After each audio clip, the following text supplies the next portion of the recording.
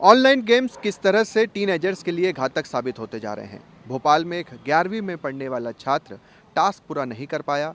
Rail की पटरी के सामने वो गया और ट्रेन से कटकर मर गया। ये एक मामला नहीं है, ऐसे कई केसेस सामने आ चुके हैं जब देश भर के अलग अलग शहरों से, अलग राज्यों से इसी तरह फ्री फायर गेम खेलने में जब टास्क पूरा नहीं कर पाते हैं तो युवा अपनी जान दे देते हैं। आखिर ये किस तरह का गेम है, क्यों युवा इसको ज़्यादा खेलते हैं, क्यों इसमें युवा अपनी जान तक दे देते हैं और इसके क्या कुछ उपाय हैं। साइबर एक्सपर्ट शोभित चतुर्वेदी हमारे साथ हैं, उनसे बातचीत करते हैं। शोभित जी, भोपाल की घटना आपको पता ही है, ये अकेली घटना नहीं है। इससे पहले बिलासपुर में, छिंदवाड़ा में, इसके अलावा पुणे में कई राज्यों से हमने इस तरह की देख चुके हैं। फ्री फायर गेम्स की बात करें तो क्या रोकने के उपाय हैं, क्या करते हैं आखिरकार युवा उसमें कि मौत तक हो जा रही है। देखिए, आप बात करें अगर 80s 90s की, तो हम लोग पास पहले कैसेट वाले गेम्स हुआ करते थे। जब हम लोग मारियो या कॉन्ट्रा खेलते थे तो एक्चुअल आप बच्चे की मनोवैज्ञानिक रूप देखें कि जब हम वो गेम खेलते हैं तो हम उस गेम के अंदर रम जाते हैं और हम सोचते हैं कि ये अब स्टेज कैसे क्रॉस होगी और कैसे हम इसको पार करेंगे। सेम अब क्योंकि ऑनलाइन गेम्स हो गए, ऑनलाइन गेम्स के अंदर सबसे बड़ी प्रॉब्लम यही है कि इसके अंदर फाइनेंशियल चीज़ें आती जा रही हैं कहीं ना कहीं। क्योंकि अब हमने जो देखा है गेम्स में, स्किन लेना है, गन की स्किन लेना है, या कोई नया गन परचेस करना है, या कोई उसके अंदर कोई नई चीज़ लेनी है, मैप लेना है, ड्रेसेस लेनी है, और बच्चे एक दूसरे का क्योंकि चैलेंजेस तो पूरे कर ही रहे, लेकिन उनको उससे बेहतर करना है, अच्छा दिखना है। तो इसके अंतर्गत जहाँ वो इस सब चीज़ों में आते हैं तो कहीं ना कहीं वो बच्चा दूसरे बच्चे से कंपेयर करता है और अपने उस लेवल को लेने की कोशिश करता है। और यहाँ जहाँ पैसे चीज़ आती है वहीं दिक्कत है, क्योंकि बच्चे के पास पैसा तो होता नहीं है, वो या तो माँ बाप से लेगा या कहीं दोस्त से लेगा, और वहीं आके एक दिक्कत पैदा शुरू होती है। और वहीं से ये प्रॉब्लम है कि पैसा अब कहाँ से आए। पैसा दोस्त से ले लिया, उधार ले लिया या बोरो कर लिया, ये बात वही है। लेकिन कहीं ना कहीं पैसा आएगा और फिर वो पैसा वो रिटर्न करने के बाद जब उस लेवल पे वो फंसने लगता है, क्योंकि यहाँ भी ऑनलाइन गैमलिंग टाइप का ही गेम हो रहा है कि कहीं ना कहीं वो पैसा जब इकट्ठा होता है, एक छोटा सा बच्चा जिसके दिमाग में, अगर थोड़े स्पष्ट शब्दों में कहें हमारे दर्शकों को समझाने के लिए, कि कर्ज ले लेता है वो। हाँ। वहाँ से ऑनलाइन कर्ज लिया उसने कि ये मान लीजिए कोई गेम है, उसमें एक गन मिल रही है, ये 5,000 रुपये की गन है, और जो आप कह रहे हैं कि दूसरे बच्चे कहते हैं कि अरे आपके पास ये गन नहीं है, ये गन लेगा तो इससे शॉर्ट होगा, उससे आप जल्दी टास्क पूरा करोगे, और उसके बाद वो पूरा नहीं कर पाता है। यही सब चीज़ें होती हैं। हाँ, ये सब चीज़ होती है। फिर बच्चे को पैसा रिटर्न करना होता है, तो रिटर्न करने के लिए फिर वो क्या करे, और फिर वो इस तरीके से और ज़्यादा वो डिप्रेशन में जाता है, कहीं ना कहीं और कंफ्यूज होता है, वो किससे बात करे, क्या पूछे। तो यही माँ बाप को मेन चीज़ है कि काउंसलिंग करनी है, देखना है बच्चे को कहीं इस तरीके से कोई लेवल पे तो नहीं है। अगर वो खेल रहा है, देख रहा है, तो आपको उस पर नज़र रखनी है कि ये क्या कर रहा है। हर मोबाइल में पेरेंटल लॉक्स आते हैं। अगर मोबाइल सेटिंग्स को आप देखें, बच्चे को आप मोबाइल दे रहे हैं तो उसके अंदर पेरेंटल लॉक्स और बहुत सारे ऐसे ऐप्स आते हैं जिसके आप बच्चे पे नज़र रख सकते हैं।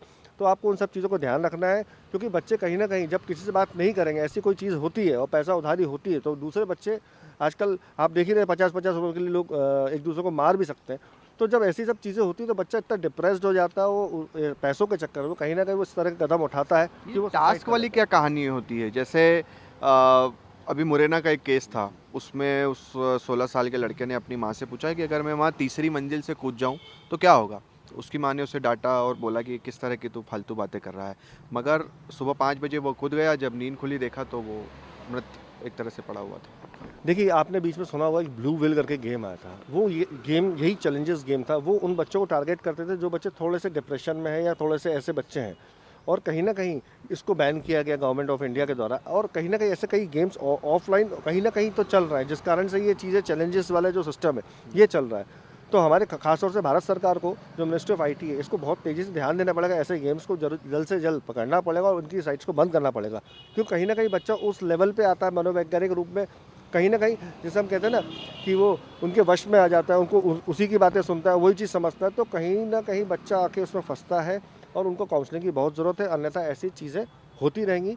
और उसका ध्यान सिर्फ माँ बाप को, और ख़ासतौर से अगर दोस्त हैं तो माँ बाप को इतना अवेयरनेस होनी चाहिए। मार्केट में अवेयरनेस की बहुत कमी है सब चीज़ों के लिए। स्कूल्स में भी अब इन चीज़ों पर ध्यान आकर्षित करने की ज़रूरत है, खासतौर पर बच्चों के लिए, कि भाई इस तरह के गेम्स खेलोगे तो आपके को क्या हो सकता है, क्योंकि ज़रूरी तो अब ये भी हो चुका है। लगभग हमको 14 साल हो गए हैं साइबर अवेयरनेस प्रोग्राम करते हुए। हम हर स्कूल हर कॉलेज जाते हैं और वहाँ जाके ऑनलाइन गेमिंग्स के बारे में समझाते हैं कि क्या कैसे करना है। हम उनको ये सारे ऑनलाइन और इसके बारे में जानकारी देते हैं कि अगर ऐसा होता भी है तो हर स्कूल को हम बोलते हैं कि अपने काउंसलिंग लेवल सेशन अपना बना कर रखें, टीचर को वहाँ पर निर्धारित रखें कि जो ये बच्चों को अगर कहीं फंसता है, चाहे लड़का हो चाहे लड़की हो, चाहे कमेंट्सबाजी हो, बुलिंग हो, चाहे ऑनलाइन गेमिंग हो, किसी प्रकार का साइबर का अगर कोई होता है तो वहाँ पर एक छोटी सी उनकी एक कमेटी बना के रखें, जिस पे जैसे रैगिंग की बनती है ऐसी साइबर की बनाना बहुत ज़रूरी है, जिसके तहत बच्चे वहाँ जाके अपना कन्फेशन कर सकते हैं, बात कर सकते हैं, क्योंकि हो सकता है माँ बाप से ना कर पाए, तो उनको वो कमेटी हो बहुत ज़रूरी है। जैसे सीनियर बच्चे हो सकते हैं, ज़रूरी नहीं कि स्टाफ भी हो, सीनियर स्टूडेंट्स भी हो सकते हैं जो उन बच्चों को समझा सकते हैं कि आप ऐसा ना करें, अन्यथा ये चीज़ें बढ़ती जाएंगी और कहीं ना कहीं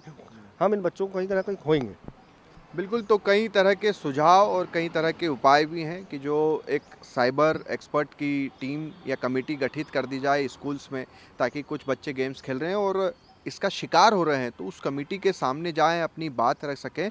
और साथ ही साथ सबसे बड़ी जिम्मेदारी, चूँकि सरकार भी अंत में यही कहेगी कि देखिए हम तो प्रयास कर ही रहे हैं, मगर पहली जिम्मेदारी अगर किसी की है तो वो अभिभावकों की है, पेरेंट्स की है।